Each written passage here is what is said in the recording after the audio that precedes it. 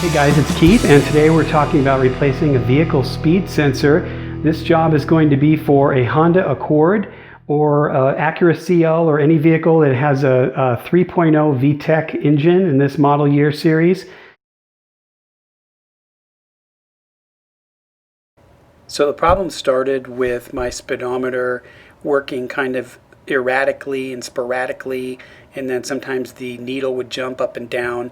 Eventually it quit working completely, even though everything else on the dash and the instrument cluster was working. So I knew the most likely cause was the vehicle speed sensor, and I was hoping it would be that, not a broken line or transmission. The main tool you're going to need for this is going to be a 10 millimeter socket and a very long extension. This one's a good 14 inches long, and even a little longer is better. It's a little difficult to get to, so I'm hoping this isn't going to take too long, but just because of where it is, we'll see how it goes. So I'm going to show you where it is on the vehicle, and then I want to take a little closer look at the part, so let's jump in. So here's the part. I did get this online from a place called 1A Auto. I'll post that in a second. If you watch my videos before, you will know that I do recommend getting parts from Honda and Acura when possible. This is a situation where I would recommend you don't do that because Honda wanted $403 for this part. I'm not kidding. Couldn't believe it. Even some of the local auto parts stores could get an aftermarket one, and they were around $100. But this one online from 1A Auto seemed highly rated. I have no connection with the company. It did come with a little drive shaft spindle, which is shown here, and I like that because some of the parts I've seen online don't include that little piece. And it is possible in some cars that could be a failure point from your old one, so it's nice to get the new one. And so this unit does control the speedometer and the odometer, and hopefully it's going to be a pretty easy install, so let's get to it. So the location of this part is behind the engine right below the distributor cap.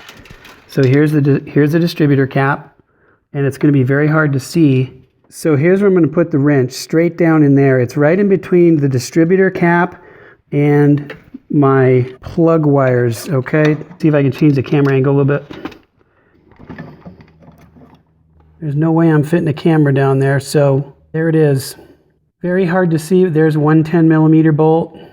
The other one is right kind of out of view. At least you know the location. If I just pull up like this, there you go. See it? I've got the light and holding the light in just the right spot. So that's where I'm going to drop my socket.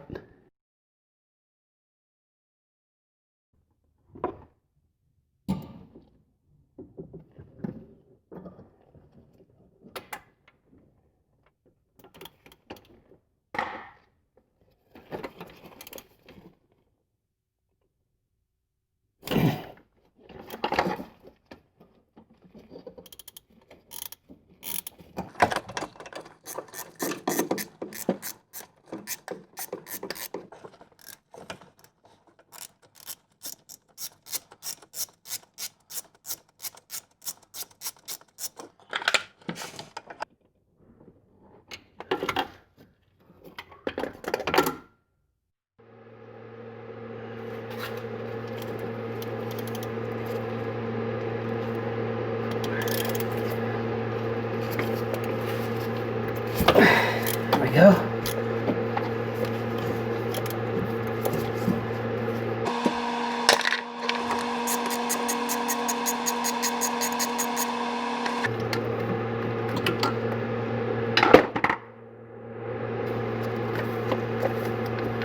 I'm taking the bolt out by hand because it's just far enough down there where you drop it. Who knows where it will go. So there we go, got them both out. So there's the sensor. You can see I moved some of the plugs out of the way. There it is. The little spindle drive shaft is still in the transmission. So now I've got this closer, and I'm going to disengage the plug. So the plug is now off. There's the old one. As you can see, it's very oily. This car did have a number of oil leaks over the years, and one was fixed just recently, and so could be that this got oil soaked and blew out.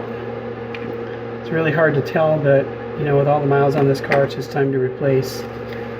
So last thing to do in removing is I've got to get the old spindle drive shaft. It's still down there. You won't be able to see, but I just reached down and pulled it out. It came out by hand, and I'm comparing it to the new one, and you can see it's the exact same part, which is great. The old one actually doesn't look bad, but I'm going to put the new one in. This could be a point of failure on some cars. Mine look good, but I'm going to put the new one in just so I don't have to worry about it. And now we can get to the rest of the install. So I keep switching camera angles because I'm trying to show you guys the best possible view here. So I got the new spindle in and drive shaft, whatever you want to call it. And now I'm just going to plug in the electrical connection. Just cleaning it off a little bit with a towel.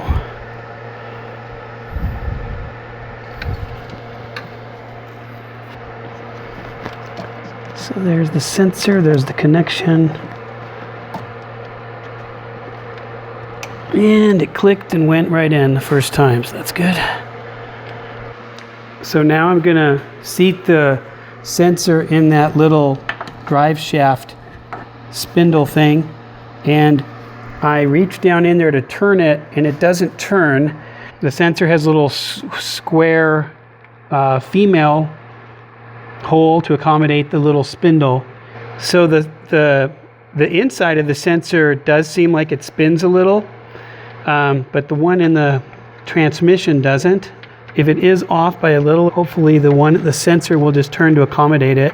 Very hard to see down here. So this step of mating the sensor to the little spindle drive shaft took me about 4 to 5 minutes, and I've edited this part here for time. But basically you're working in the dark, and it's, you know, with a flashlight, and it's a far reach down with your arm.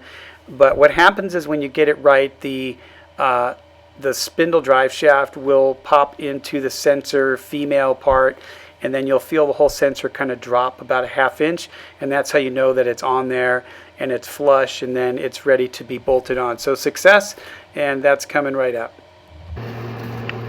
Bingo, got it.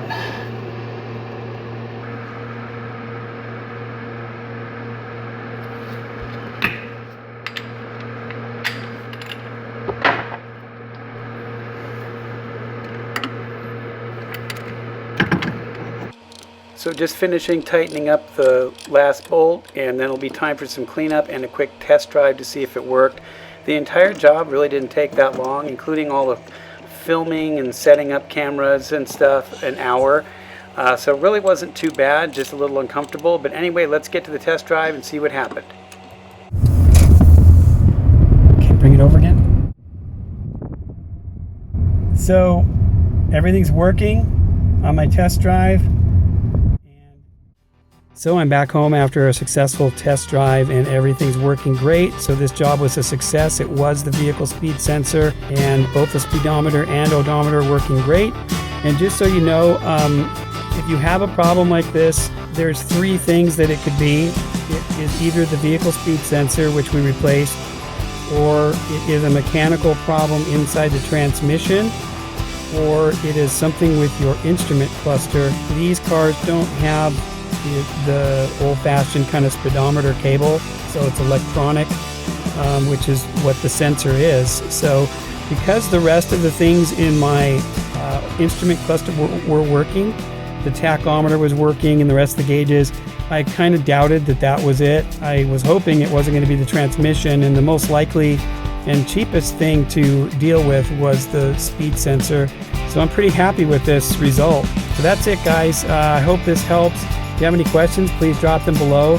Please consider subscribing to the channel and dropping me a like. And I will speak to you in comments and see you next time. Thanks.